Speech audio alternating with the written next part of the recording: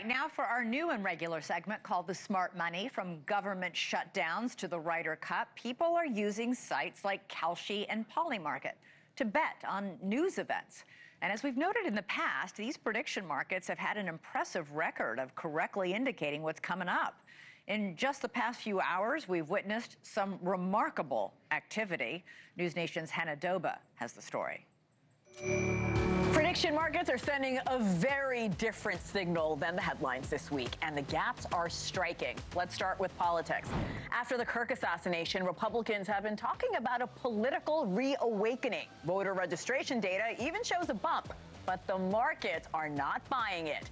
On Kalshi, contracts still price Democrats with about a 2-to-1 advantage. 65% odds of taking the House in 2026 compared to 35% for Republicans. For all the noise, traders are holding steady, saying they'll wait for real data before shifting those odds.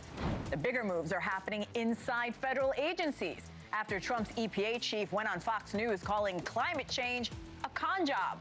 The odds that Trump would order the EPA to stop operating didn't just nudge, it skyrocketed from about 10% to 60% almost overnight. And when Trump abruptly canceled millions of dollars in school grants, Department of Education contracts spiked the same way. You better comply, because otherwise you're not getting any federal funding. The markets are telling us that policy disruption at the agency level is seen as the most immediate impact of this administration, far more volatile than the odds on who controls Congress. And then there's foreign policy. Trump's decision to slap a $100,000 cost on H-1B visas, a move widely seen as derailing Asian immigration. Sort of like a signing bonus in baseball or football. It sent India's markets into a nosedive. We love the Hindus. We love India. The odds of Trump making a trade deal with India this year are stuck at 13%. And the chance of him even visiting India in his first year is at a record low. Compare that to Israel or France, where the probabilities are higher. And you can see how traders are recalibrating America's international priorities. So the bottom line here, markets are cutting through the chatter. They're not reacting to the voter registration buzz. They're laser focused on where policy is already shifting, inside agencies and in immigration. And right now, traders are betting that's where the real action is. All right, the wisdom of the crowds. I want to zero in on one of the topics that Hena just hit on there, and that's the midterms and Republican voter registration. And joining us right now is NewsNation political contributor and Princeton University political scientist, Dr. Lauren Wright. What do you make of the fact that the vast majority of people on Kalshi, at least, still think the Democrats are going to win the House back next year in the midterms? 65% of them. That's despite all the uptick in voter registration we've seen for Republicans in the last 10 days.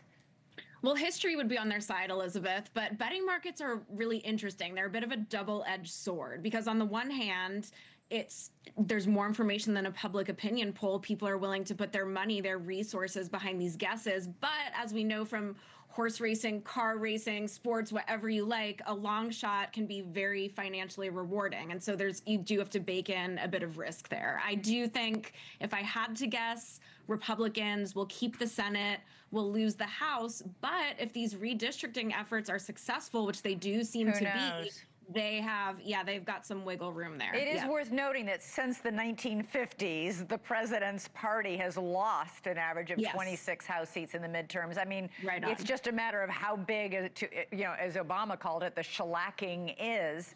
Democrats only need 5 or 6 seats to flip the House their way. Exactly. And in 2022, they did much better than they thought they would, with an unpopular president and high inflation. And so that might give Republicans some hope there. But I would bet on history and the track record, probably, if I had to, Elizabeth. We've seen many reports that Democrats are facing a voter registration crisis. According to the New York Times, at the 30 states that track voter registration by political party, Democrats have lost ground to Republicans in every single state. But Republicans are making very strong gains with Gen Z. Yes. This goes against everything we've ever seen historically. Young people usually register blue and then turn redder as they get older and more experienced. That's right. And so the danger with, over counting on those young voters is they don't turn out a lot of the time. And I'm not saying anything against young people. I spend all day with them a lot of the time. Them.